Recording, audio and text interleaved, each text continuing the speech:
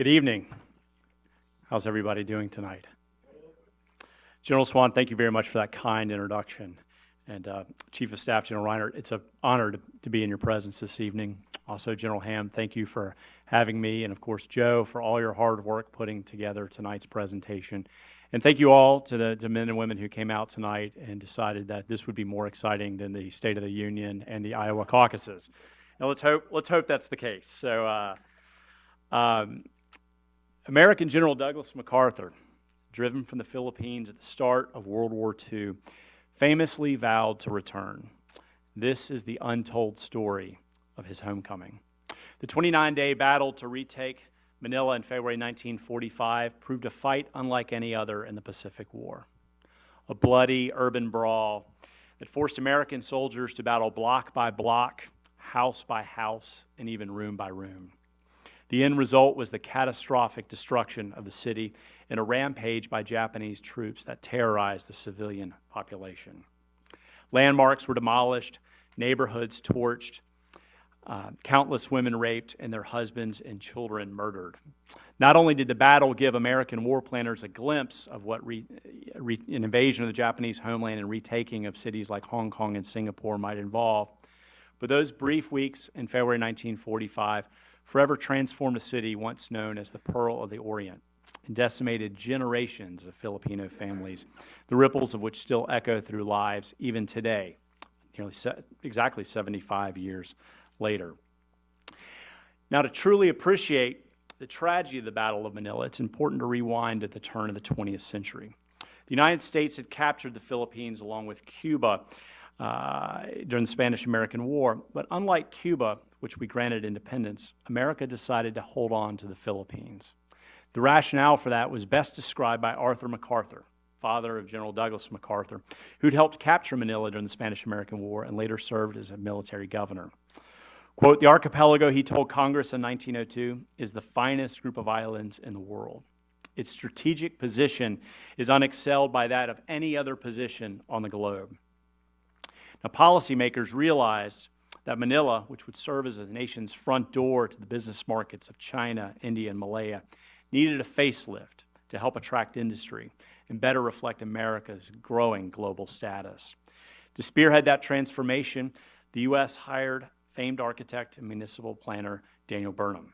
Over the course of his career, helped cities such as Chicago, San Francisco, and Cleveland. He helped with the redo of the National Mall right here in D.C. and was the designer of Union Station, which is obviously the big transit hub over there at Capitol Hill. And I think about him every time I park my car there to walk over to the Library of Congress and do research. Burnham saw incredible potential in Manila with its vast natural resources, centuries-old Spanish churches, and of course the ancient walled city of Intramuros, the 160-acre historical heart of the city, built soon after Manila's founding in 1571. Quote, "Possessing the Bay of Naples, the winding river of Paris, and the canals of Venice," Burnham wrote, "Manila has before it an opportunity unique in the history of modern times, the opportunity to create a unified city equal to the greatest of the Western world with the unparalleled and priceless addition of a tropical setting." Now, in the 4 decades leading up to World War II, Manila developed into a small slice of America and Asia. Home not only to thousands of U.S. service members, but employees of companies like General Electric, Del Monte, B.F. Goodrich. Often called the Pearl of the Orient, the city boasted a great quality of life, with department stores and social clubs, golf courses, and swimming pools. Quote, "Manila is by far the most beautiful of all cities in the Orient," declared the New York Times in 1932. "From the top of the University Club, it seems half hidden in a canopy of trees, green everywhere, a city within a park." On the eve of World War II, one of Manila's most prominent residents was none other than General Douglas MacArthur, who lived with his wife and 3-year-old son in a penthouse atop the luxurious Manila Hotel, which is still there today. Like his father, Douglas MacArthur's life was long intertwined with the Philippines, where he'd served often throughout his career ever since his graduation from West Point in 1903. Quote, "In this city," he once said, "my mother had died, my wife had been courted, my son had been born." For MacArthur, the son of a career Army officer who'd spent much of his life pinballing around America and the globe, Manila was really the closest thing he had to a hometown. But it was far more than just the MacArthurs who enjoyed it. Quote, to live in Manila in 1941, remembered CBS News correspondent Bill Dunn, was to experience the good life. But that good life ended on December 7th of that year, when the Japanese attacked Pearl Harbor and invaded the Philippines, launching the United States into war. Hoping to avoid a bloody battle for the capital, MacArthur declared Manila an open city and evacuated his forces to the Bataan Peninsula and the fortified island of Corregidor, 27 miles out in the bay. For MacArthur, this was far more than just a strategic retreat. He was abandoning his home, forced to leave so fast that the family did not have time even to take down the Christmas tree that stood in the corner of their parlor.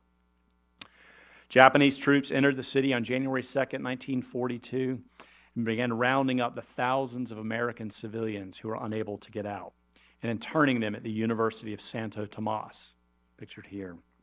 These internees came from all backgrounds and boasted a wide range of skills, from doctors and accountants to school teachers, carpenters. There were even 2 golf pros there. Now, the captives hustled to transform this 50-acre campus into a functioning small city, building latrines and beds, sewing mosquito nets, pillowcases, planting crops. Internees even set up a school system for the 500 children, complete with mandatory study hall and even a library. Now, despite that resourcefulness, conditions, as you might imagine, were cramped. Quote, if you want privacy, read a sign in one bathroom, close your eyes. Now, MacArthur endured 77 days in the tunnels of Corregidor before escaping under the cover of darkness on March 11, 1942, in a torpedo boat with his family and staff. For MacArthur, it was an agonizing event, forced to leave behind thousands of Filipino and American soldiers, troops who had trusted him and who would soon face the death march, followed by years in Japan's notorious prisoner of war camps. Upon reaching Australia, he made a public vow, I shall return. That promise would drive him as the weeks turned to months and then years. Manila suffered greatly during the 3 years of the enemy's occupation. Japanese officers seized homes and cars from residents. Others looted food supplies in department stores, stole farm equipment, and left fields to rot. Store shelves sat empty, and basic supplies like medicines vanished. Felipe Buencamino, writing in his diary, captured the frustration of many. Quote, what kind of an army is this that fights a war with pianos and nice residences? As the years passed and Manila's economy collapsed, the social fabric began to unravel. An army of beggars flooded the streets, while others resorted to thievery, including the plundering of graves in search of jewelry, dentures, eyeglasses, and even clothing. Anything that could be bartered or sold to buy a fistful of rice. Families unable to care for their children went so far as to abandon them to orphanages or even sell them. Starvation, meanwhile, ran rampant, claiming as many as 500 lives a day. Marcial Lachauco, a Manila attorney whose diary captured the horror many endured, described it best in his diary in December 1944. Quote, today we are living under conditions in which only the fittest among us can hope to survive. Now, for those in the back that might not be able to see, there's a line on the bottom of this slide that I think best captures how dire the situation had become in Manila at that time. This is from an August 31st, 1944 intelligence report, and it said, quote, it is cheaper to buy a child than a hog in the city of Manila today. Those American families locked up behind the iron gates of Santo Tomas suffered equally. The earlier ingenuity that internees had shown faded as the daily caloric intake plummeted and starvation took hold.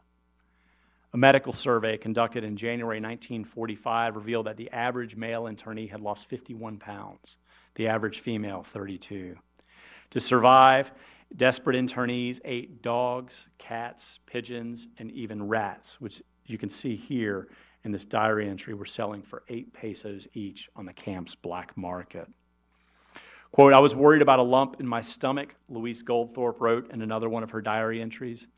Then I discovered it was my backbone I was feeling. By January 1945, the nearly 3,700 internees at Santo Tomas starved to death at a rate of 3 to 4 a day.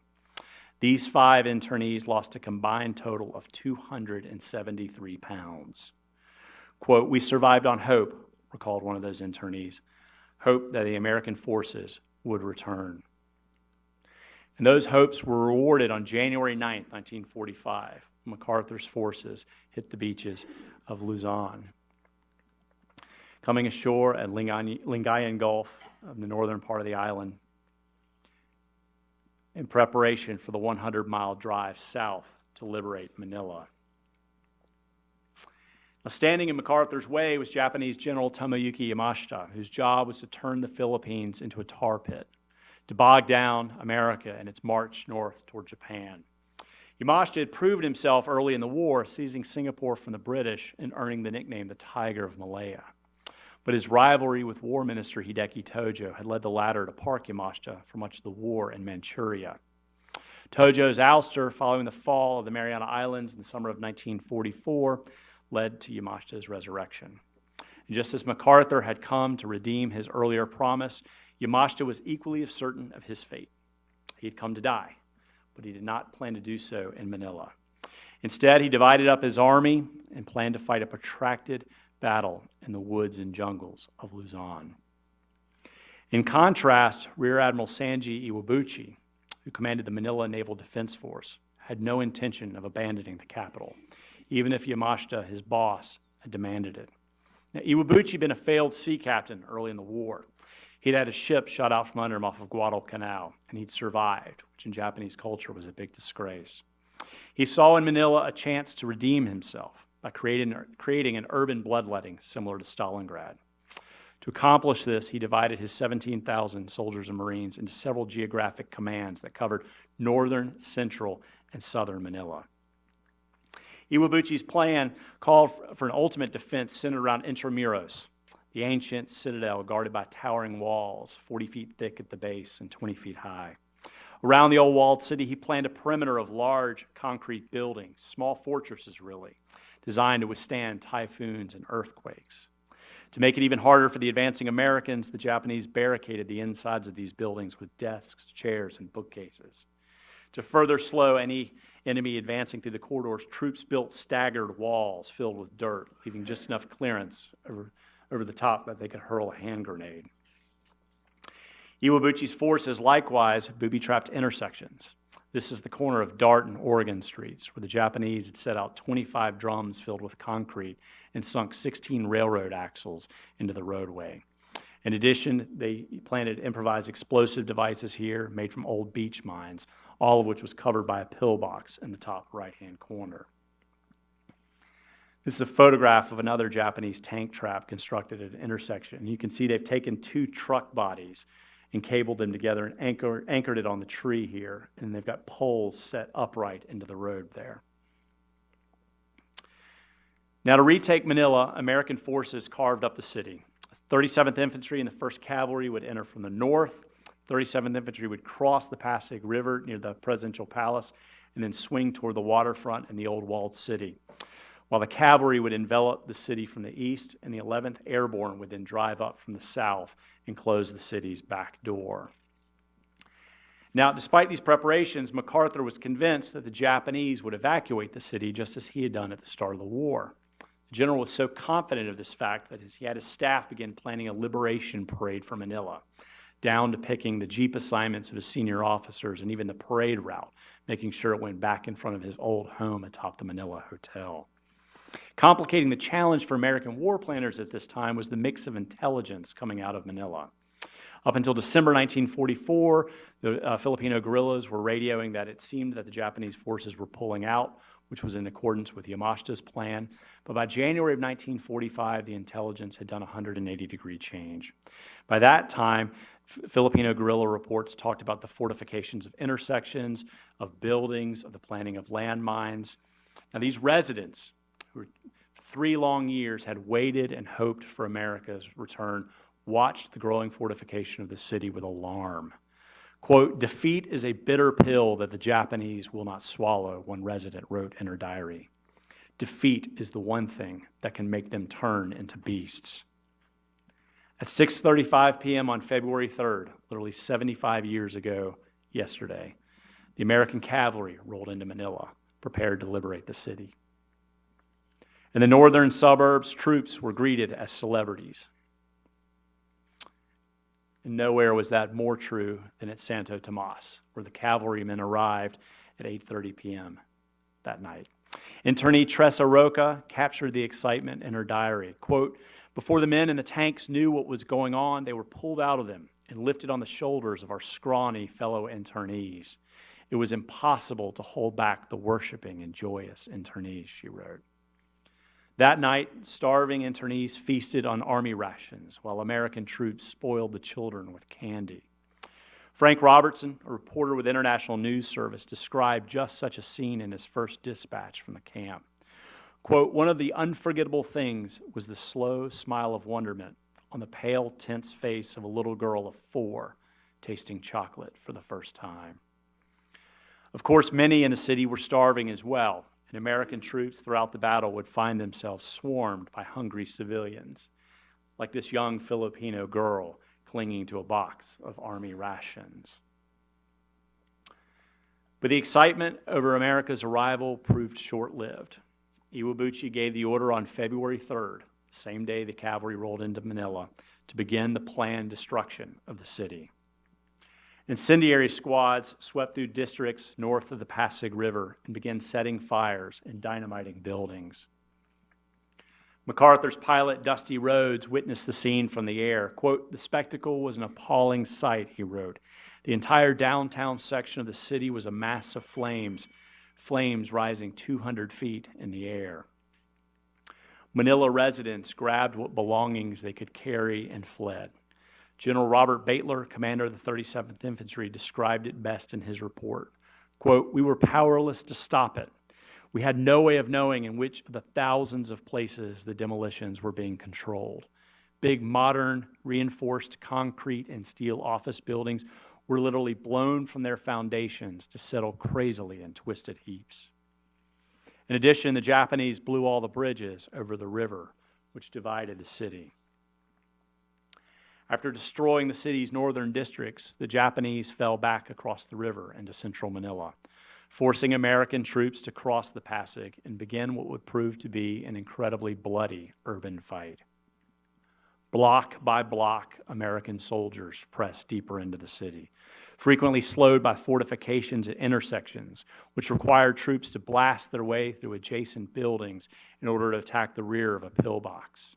Infantry Major Chuck Henn summarized it best, quote, "Gains were measured more by street intersections cleared rather than by city blocks secured. Just as perilous were the fortified buildings, where Japanese Marines used the higher floors to target advancing Americans. Quote, the preferred solution was to use cannons to blast the upper floors to rubble and then move in, one officer said. An equally favored alternative was to burn the building. When these wouldn't work, riflemen moved in to take the building floor by floor. One of the worst such battles occurred for Rizal Hall at the University of the Philippines, as American cavalrymen literally inched room by room, backs pressed against the wall, hurling hand grenades ahead of them to drive out the Japanese. Finally, after 2 days, with both sides trapped on the second floor of this building and neither side willing to give up, both instead decided to hunker down inside the blasted remains of this building together. That night around 1:30 a.m., American troops heard the Japanese begin to sing on the opposite side of the building. This is described in the infantry's report. Quote, this commotion went on for about 45 minutes, culminating in a final burst of song and loud shouting, immediately followed by many reports of exploding grenades and dynamite charges. The cavalrymen continued to sit in the dark, their fingers pressed against the triggers of their rifles, listening. More singing, followed by more grenades, then silence. These detonations went off at half-hour intervals until around 4 a.m., at which time a lasting silence finally settled over the building. The next morning, at sunrise, the troops moved in to discover that 77 Japanese Marines had blown themselves up while they had listened to them the night before. This building, incidentally, was rehabbed and is still a university building in Manila. I've actually visited and met students who attend classes there.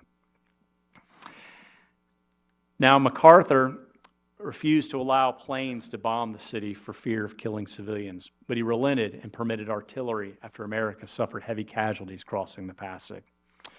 From then on, putting it crudely, we really went to town, recalled General Baitler. Over the course of the battle, American forces would fire more than 42,000 artillery and mortar rounds into the city. Between Japanese demolitions and American artillery, Manila was being destroyed from the inside and the out.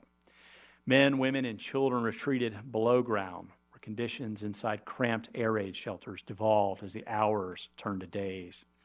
Bunkers built to house a single family often held multiple. And with so many bodies pressed so close together, the air inside stagnated and the heat soared. Hans Steiner, in a letter to his mother, recounted his experience. Quote, "We lived like dogs," he wrote. "All around us were fires and explosions. It was the best imagination of hell one could get." And of course, such shelters proved easy prey for marauding Japanese troops, who often lobbed hand grenades inside. That was the case for this gentleman here who had his cheek blown off by shrapnel from a grenade. Many others proved too injured to walk, including this woman, who was placed in a basket by her neighbors for transportation to an aid station. In his diary, Santo Tomas internee Robert Weigel described the parade of wounded who came to the university each day in search of help. Quote, "They are so far beyond recognition that in many cases one can't tell whether they are men or women, boys or girls, dead or alive."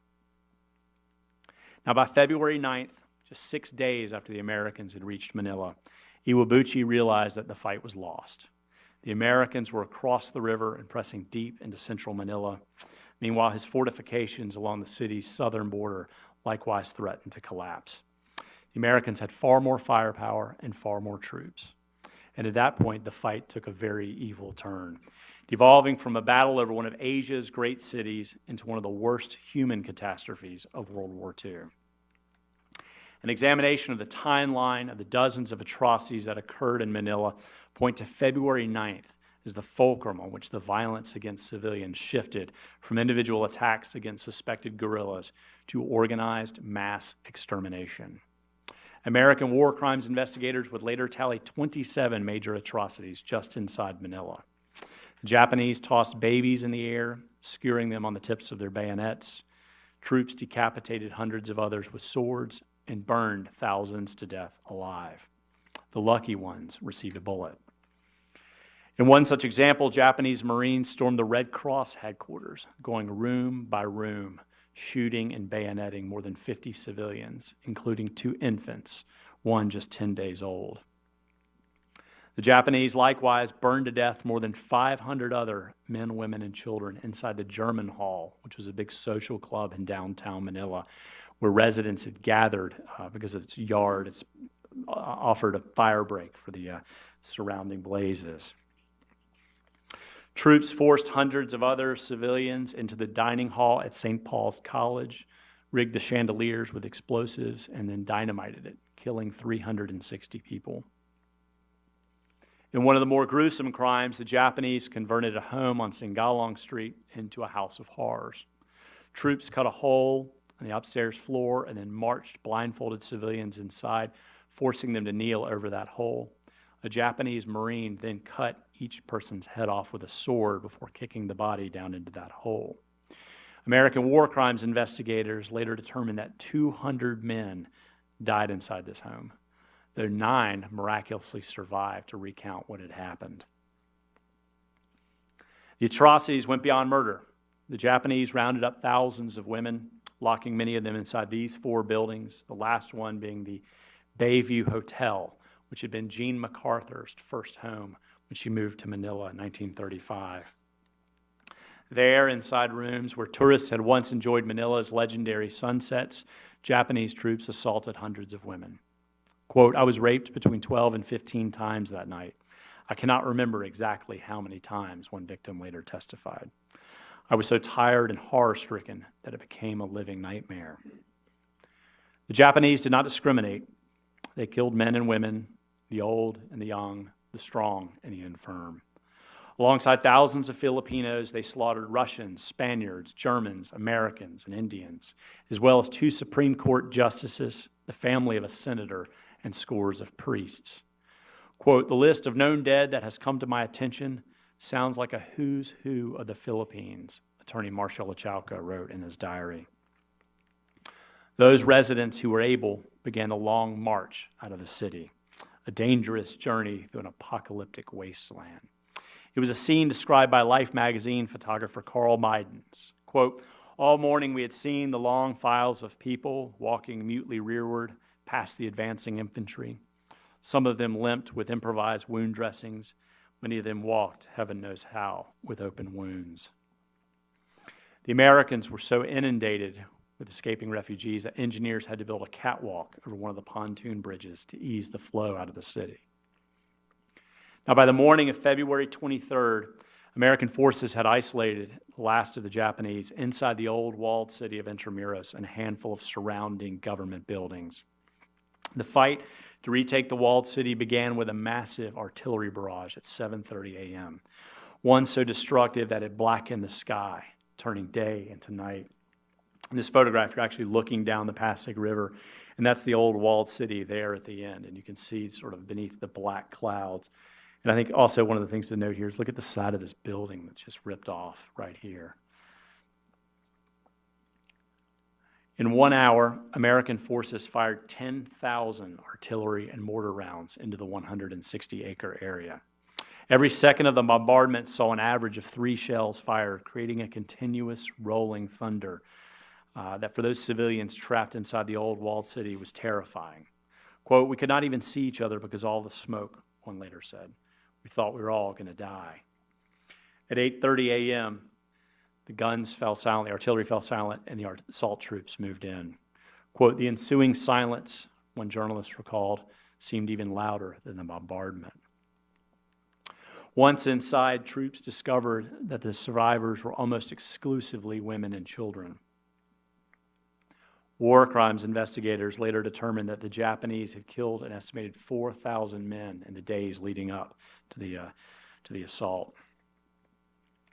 The Japanese had locked many of them inside cells at Fort Santiago, which was an old military establishment dating back to the Spanish there inside the Intramuros, and burned them there. Hundreds of others were found, piled one on top of the other, sealed inside these underground dungeons that dated back to the Spanish Inquisition.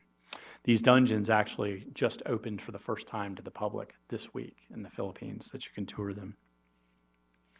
Many of the children rescued were now orphaned, including these 3, one carrying a bucket of utensils, and if you look in the bottom right-hand corner here, the other is carrying a baby doll. But the battle was not over.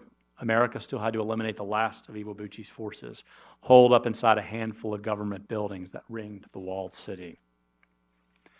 America blasted the legislature with artillery and then sent in assault troops. The building eventually fell at noon on February 28th.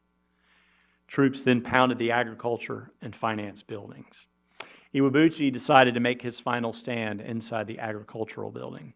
Quote, "If we run out of bullets, we will use grenades," he told his men. "If we run out of grenades, we will cut down the enemy with our swords. If we break our swords, we will kill them by sinking our teeth in their throats."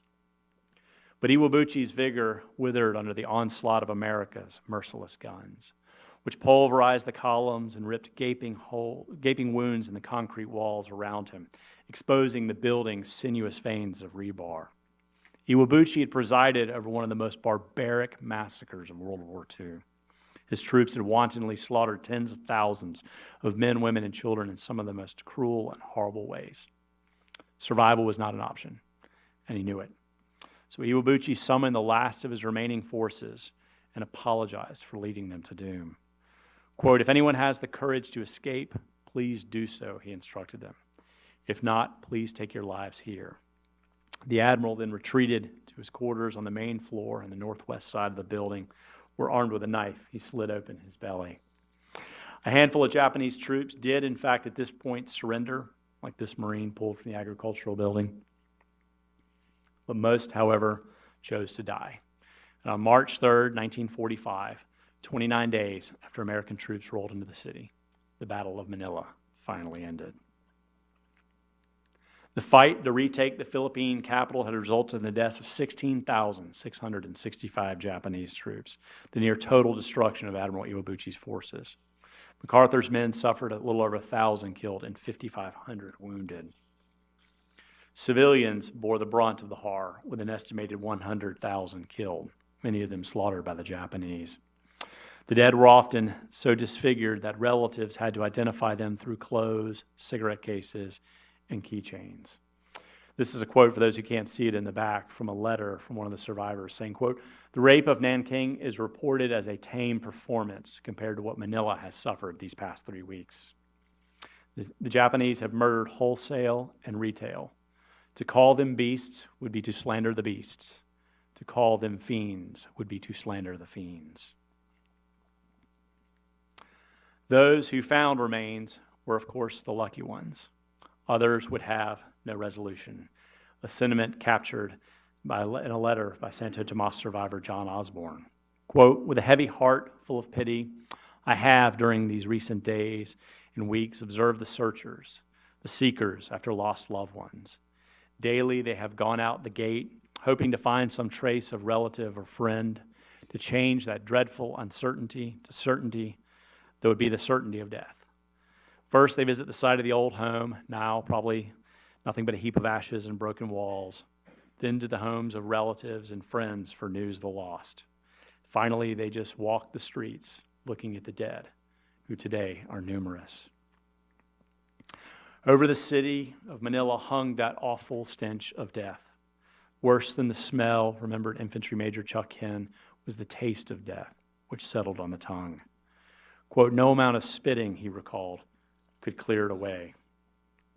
The battle for Manila had destroyed 613 city blocks, an area containing 11,000 buildings, banks, schools, churches, homes.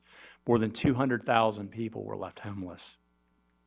A post-war American survey estimated that the damage to Manila by today's figures would run more than $10 billion.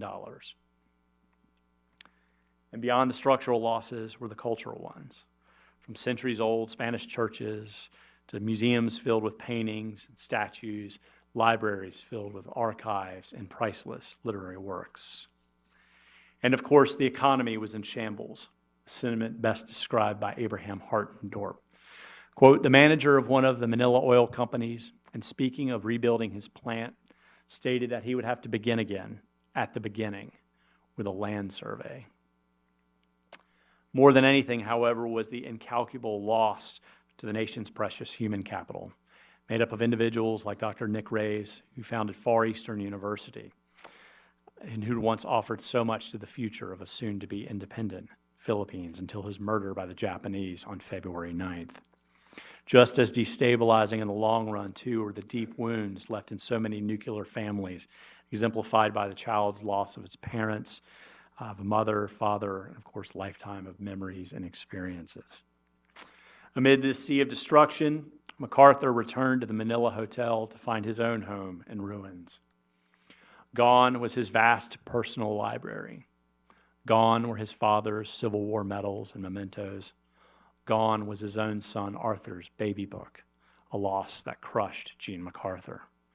Quote, "You wanted to know about my apartment at the hotel," Gene MacArthur wrote in a letter to a friend.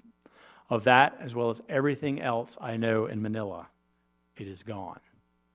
In fact, if you go to the MacArthur Memorial in Norfolk, you'll see that the only artifacts they have on display are from after this time period.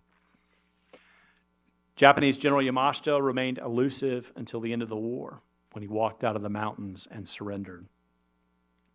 He was put on trial in the fall of 1945 in the first war crimes trial in all of Asia, accused of failing to control his troops.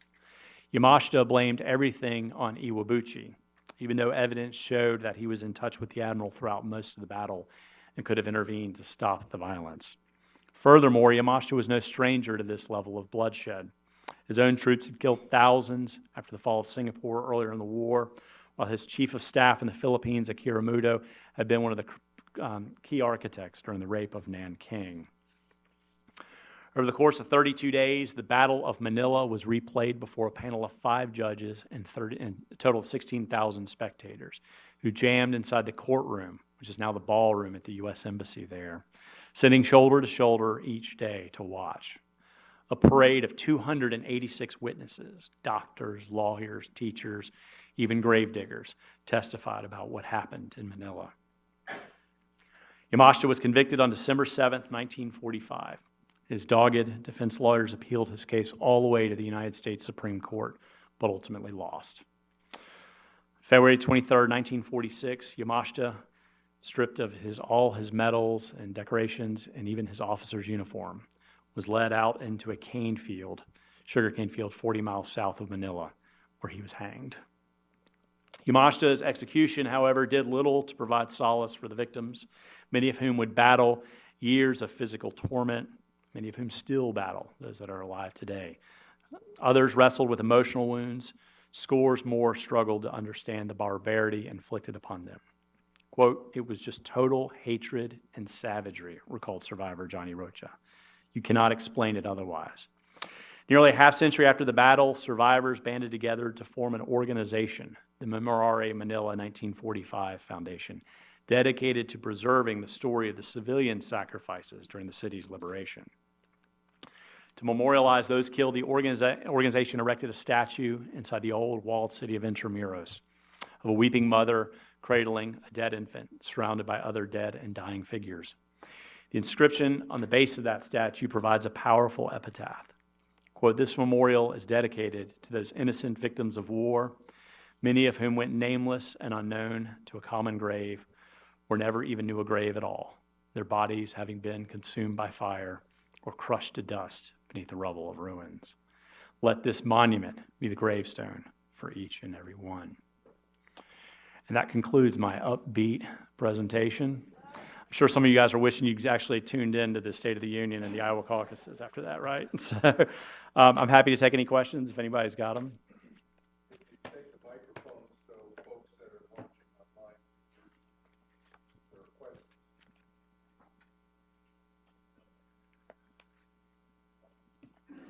Yes, sir. Yeah, Jay.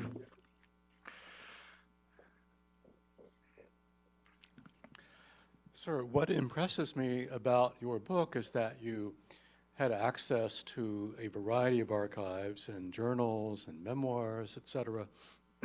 And you could have chosen to write one more book about strategies and tactics by the military. But what permeates your book is the humanity, the fact that you quote from Filipinos, Americans, and even some Japanese. What made you choose to go with the human side versus the more traditional military history side? Okay, it's a great question, too. And for folks who may not be aware, J. Ford Huffman is the books editor at Military Times and did a great review. Thank you very much on Rampage when it came out. So thank you, Jay. And that's a good question. And, you know, in looking at this, Manila is inherently a civilian story. You know, 100 civilians died for every one U.S. soldier there. And you know, and it really, I mean, it's a battle that's born on the backs of the men, women, and children of this city. And it's also such a tragic story because, you know, Manila was the Pearl of the Orient. You know, it was this great city. It was erected in our image as a colonial outpost for the United States. And this one 29-day battle destroyed all of that.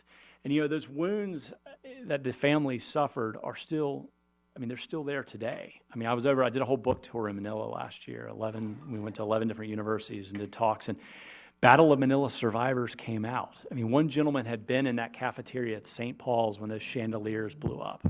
You know, I had one woman get up and say, "I still have shrapnel in my head." You know, another woman brought me her diary. Another brought a poem she had written. You know, this battle, this 29-day period, this is a fulcrum on which the history of the city forever changed. You know, it was never rebuilt to any of its previous glory. You know, these lives, it wasn't, you know, it wrecked across multiple generations, from infants and parents to grandparents. And so it really, it is one of those things. I mean, I had people tell me that every Sunday at their family meal, they still talk about the Battle of Manila and the legacy of it. And so I think it really is, you have these two foreign powers fighting this war over this city, and it really is. As far as the research goes, one thing I think is interesting to note, the Battle of Manila, this is the first book in the U.S. sort of that's taken on this topic, and which is a pretty surprising thing given how destructive it was and given its history of it. And so when I first started doing the research on it, I was amazed to find the amount of documentation on it. And the reason being is that MacArthur realized on February 17th, reports were beginning to come in that American troops were running across these awful atrocity sites. And so on February 17th, he sends out an order, I want all atrocities investigated. And his forces took that and ran with it. And so as soon as the battle ended, they were really looking more at a crime scene and less of a battlefield. And so they sent these JAG officers and personnel out to conduct these interviews with people, often in makeshift hospitals inside, polo fields and elementary schools. Any building that had a roof had been converted into a hospital. And they took these statements, and they went out and they walked these atrocity sites. They drew maps. They took photographs of the injuries, things like that. And it ended up being tens of thousands of pages of these statements that were being prepared for the war crimes trial. And so I spent the better part of a summer up here in Washington. They're all out at NARA copying them all. And I could copy about 4,000 pages a day with a digital camera. And it ended up being so overwhelming that I ended up having to build a database to track it all by surname of victim, because it's just too much information to handle. And then I went over to the Philippines and met with survivors and walked a lot of these sites in order to be able to recreate them. So, and again, because it's a civilian story and the wealth of information is there from the civilian side. I mean, I had the Army reports, all the way from, the 6th Army all the way down to the medical clearing companies and the individual tank battalions. But I do think that it's the civilian story that really rises up, and that is what this battle in the end was all about. So, thank you. I have a question about the culpability of the commanding officers. When I study Japanese history of the 1930s and I see the assassination of the prime ministers, or the attempted assassinations, when I look at the Manchurian incident, and also when I look at toward the end of the war in August of '45, where the Imperial Palace is taken, I'm not seeing the generals, but I'm seeing the lower officers that are committing this. So I'm just sort of curious, from a Western perspective, I know we look at our generals as being culpable and responsible, but from the Japanese perspective and stuff, are not a lot of these atrocities actually, the higher-ups are not as aware about it, and this is just more of the, I'm saying, yeah. It's the lieutenants, it's the captains. No, yeah, exactly. The skipper of the ship always is the one who's held responsible, right? And in the other way, they tend to shield from the bottom up in the Japanese culture. And that was true in this case. And you saw it, the senior Yamashita and all his senior aides and whatnot were all put into, into Bilibid prison there in Manila, and were held for, about a month or so before the legal proceedings began. And there's a lot of speculation that during that time period, they all sort of got their story straight about how they were going to, who was going to be the fall guy, if you will. And of course, the undercurrent of all that was to protect the emperor and to make sure that, he was, could not be culpable in this. The reality when it comes to this level of atrocities is Yamashita and his defense lawyers really tried to blame it on a rogue admiral, Iwabuchi, because he was a convenient scapegoat. He had died in the agricultural building and whatnot. But that simply just wasn't the case. The U.S. investigated. We tallied 300 major atrocities in the Philippines. Of those 300, only 27 were committed in Manila.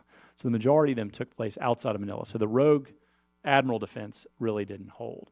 But what it reflected more, though, is that what happened in the Philippines wasn't exclusive to the Philippines. It happened in Nanking, it happened in Hong Kong, it happened in Singapore. This type of violence against civilians followed the Imperial Japanese Army across so much of Asia. As for the, the other thing I'll add to that too is there was an argument advanced that it was sort of rogue troops destined to die and whatnot. But the reality was we found on the battlefield captured Japanese orders that dictated how best to kill civilians in order to save ammunition. And so we had the proof that these things, and they came from Iwabuchi's headquarters. We did not have direct evidence tying Yamashita, because at that point, all communications were by radio, because he was up in Baguio, he was outside of the city. But inside the city, we had direct paper trail evidence in which they said, I mean, one of the orders said verbatim, ammunition's running low, and the best way when you're going to kill civilians, it's best if you just lock them all into houses that are scheduled to be burned and burn them, or throw them in the river. All civilians are now considered guerrillas, even men and women and children, and therefore guerrillas are subject to execution. So I mean, this was part of their plan for how they were going to do it. But you're right. I mean, Yamashita was ultimately held responsible. Homa for the Bataan Death March was tried right after him in the same courtroom. He was also executed. But you're right, and that tended to be a very different case of Japanese justice versus the way we handle it in the United States.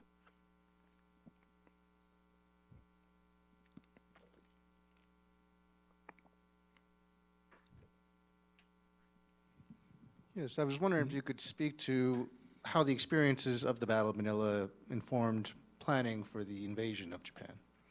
Yeah, you know, one of the fascinating things when you look at this is it was a really, you know, MacArthur had not anticipated this type of battle. In fact, you know, as the Japanese, as soon as the Americans come into Manila, they begin setting fire to the northern districts. And a few days later, MacArthur makes a trip into the city, and he goes to Malacanang Palace, which is overlooking the river. And he looks across into central Manila, which is about to become the biggest battlefield, urban battlefield. And he says, you know, it's so quiet over there. I think a platoon of guys could just cross right on over and take southern Manila. And so he totally, you know, he was convinced all along that the Japanese were going to abandon Manila. And so as a result of that, you know, he wasn't prepared for the type of battle that unfolded. And a lot of the American troops also had been coming off of the beaches in New Guinea and places like that, and you know, they were used to jungle warfare. And for them, it was a whole new learning experience on the ground of how to fight an urban battle. You know, they how to use 12-man assault teams to go into a building and take it down. That the flamethrower was a very powerful weapon in these kinds of scenarios. Satchel charges, bulldozers, things of that nature. That they had not. So for them, it was really a trial by fire. A lot of MacArthur's senior generals, actually, if you look at their diaries afterwards, were also shocked by it. In fact, they wrote in their diaries, you know, is this what we're going to find if we have to retake Singapore or Hong Kong? Or is this what's going to await us if we have to go into Tokyo, Kobe, Osaka? There's no doubt, and I'm actually working on a book now, spoiler alert, on the firebombing of Tokyo, which took place a week after this raid. And it involves Curtis LeMay and his predecessor, General Haywood Hansel, and sort of the air strategy and the B-29s. And there was tremendous pressure on the Air Force to end this war without having to put boots on the ground. And they were staring down an invasion in late 1945. And Haywood Hansel had actually been the general, and he was really adamant that he was going to follow the same tactics that they had used in Europe, which was precision bombing. You know, we're not going to do the carpet bombing, the area bombing like in Hamburg and Dresden that the British have done. We're going to go after industries that we can cripple them, and we're going to spare civilian lives. And he's fired because he's not getting the results he needed. And Hap Arnold then brings in Curtis LeMay to replace him. And LeMay is everything that Haywood Hansel is not. You know, he's a pragmatic B-17 combat commander who had invented the combat box formation that they used in the 8th Air Force. He'd flown many of those missions himself, and he knew how to adapt. And he was the one who makes that decision that if our tactics aren't working at 30,000 feet and pinpoint bombing, what if we go, and during the daytime, what if we go from 30,000 feet to 5,000 feet? What if we go from day to night? And what if we swap out demolition bombs for incendiaries and we burn Japanese cities to the ground? And so that March 9th, 10th, 1945 raid becomes the fulcrum really for the air war that changes all of our tactics. And again, all of that is because there was tremendous pressure on them to bring Japan to to surrender, bring it to its knees before we had to put troops on the ground. What we had seen the fanaticism of the Japanese, not just in Manila. We'd seen it on Tarawa. We'd seen it in New Guinea. We saw it on Iwo. I mean, we'd seen it. So it wasn't anything new. It just happened that the terrain was urban versus beach or jungle. But there's no doubt that all of those islands in Manila played a huge role in that.